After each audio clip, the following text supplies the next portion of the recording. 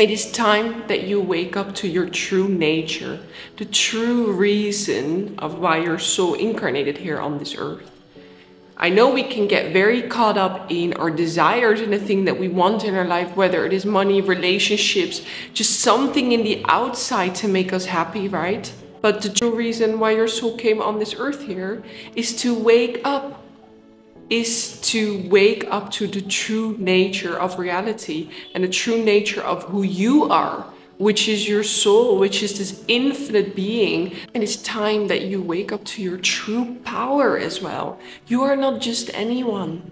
You are the very creator of your own reality that goes beyond space and time. And every time we keep shimmering in why problems happen to us, or if we feel like we always have bad luck, or things just never work out for us, we stay stuck in this victimhood. And it is time now for you to understand the true nature of reality, which is everything is happening for your highest purpose, for your evolvement. You didn't come here to make money. You didn't come here, not even to marry or to have kids. None of these things are your true purpose. Your true purpose lies in awakening to the true nature of who you are, which is your soul. There are so many people who feel like the universe is working against them. Things are never going the way that they want. But it's time for you to understand now that everything that is happening here on Earth is part of your evolution, is part of the growth experiences that you need to go through in order to evolve. And these growth experiences or these bad experiences are often an invite for us to look at a part of ourselves, look at a part of our personality, our ego, and let that part of us die. And this is often an attachment that we have. Maybe we have an over-attachment to relationships, right? We're really seeking this love in our life because we want someone in the external to fulfill us, to make us happy. But you know what? This is not true happiness. This is just a distraction from pain.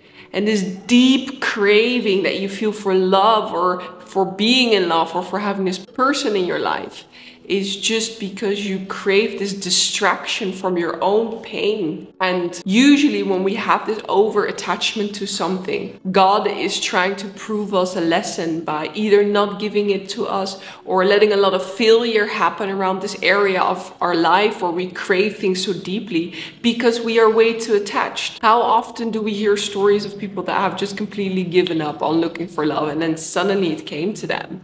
It's because of this attachment issue. And it's the same with money or other things that we're really attached to. Things always seem to go wrong around this area in your life. It is always reflecting back to you that there is an over-attachment at play. And bad things that happen to you are actually growth experiences. There are always an invite to look at a part of ourselves that we weren't acknowledging before. So many of us get stuck in this victimhood, in this victim mindset that the universe is working against us. Things are never going in the way that we want it. Actually not realizing that we are the ones that are keeping ourselves stuck in this victimhood. When are we going to look at ourselves and see, okay, why are things not going in the way that we want? What am I being invited to let go of? How have I disconnected from God in this specific area in my life? Everything in our life that is stressing us out or that, invokes a lot of anxiety. There's always this thing in your life where you think about it and you just get so stressed when you think about it. There needs to come a point where you realize that this stress is just based on a belief that you have created around this area. You have made this a stressful thing. You are holding on to this attachment, or you've attached a part of your identity to this thing, which is what is actually invoking this stress. And it's time that you wake up to your true power as well. You are not just anyone. You are the very creator of your own reality. Have the capacity to mold and form space and time according to your frequency. This goes as far as to say that constantly through our perception, We are deforming space and time according to the frequency and the resonance that we are on. We are constantly shaping reality. And of course, things look the same for all of us because we are also all stuck in a matrix, which is this common set of beliefs that we all share as a species, humanity, about reality. But a lot of it is also very mutable, and there's a lot of our own subjective perception. We all experience things in a completely different way, and we're constantly projecting into this world. We're constantly deforming space and time. So when will you wake up to this true power that lies within you? Because this power, this feeling can get you, this feeling of faith is what can get you out of this victimhood that you keep murmuring in. Because this victimhood is also a strong attachment to a past experience that has formed you, or you just keep reiterating a specific fear about the future in your brain. But when you realize and wake up to the true nature of reality, how it is constantly deforming and shaping based on your frequency, based on all of our frequencies, that's when you start to embody the creator energy, God within you. The true mastery of life comes when you are constantly able to embody the frequencies of gratitude and surrender. And there's just a constant gratefulness within you for being alive, for everything that you already have. This is such a high vibration to be in. It is the way to get out of this victimhood that you're stuck in.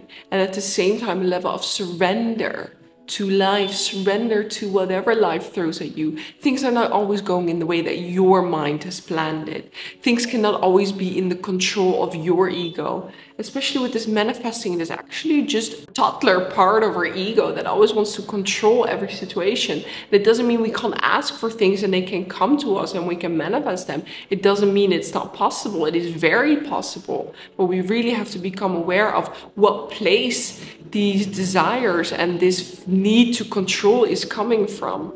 Because things can actually flow to us much easier when we enter a level of surrender, which is a flow state where we allow things to happen, we allow things to unfold, and we remember that in each moment, God or the universe has our highest interest at heart, which is our awakening, which is waking up to the true purpose of why we came here on earth.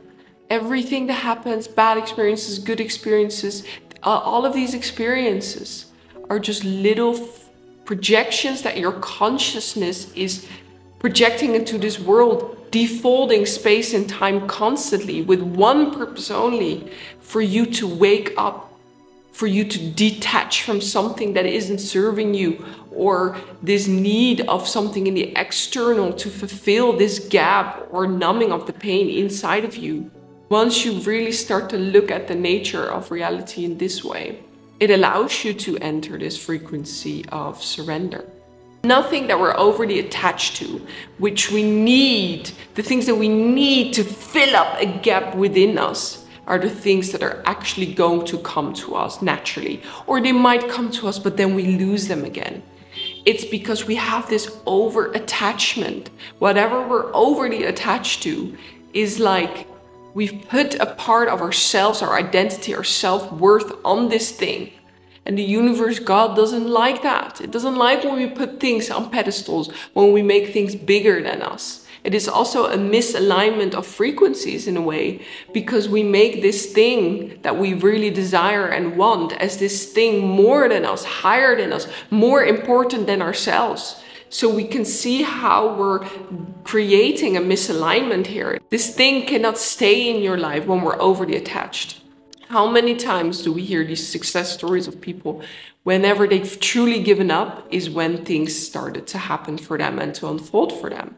It's this exact same principle. And getting to this feeling of detachment, we can simply do by focusing our energy on gratitude and surrendering to life, feeling grateful for what we already have. Your soul came here to evolve. And with that, it requires your personality, your ego, to let go of some of these attachments. So things are not going to go always in the way that your ego wants it, because you're being invited to let things come in from flow. It doesn't mean you can't be abundant or get the love of your life, but it has to come from this detached place. Because whenever we're too attached with someone, with something that we really deeply desire, we're also at the same time in a frequency of lack. We've made this thing more important to us, but we also say that we are incomplete without this thing. And from this frequency of lack, we cannot manifest. We cannot allow good things to flow to us. We're repelling it in a way.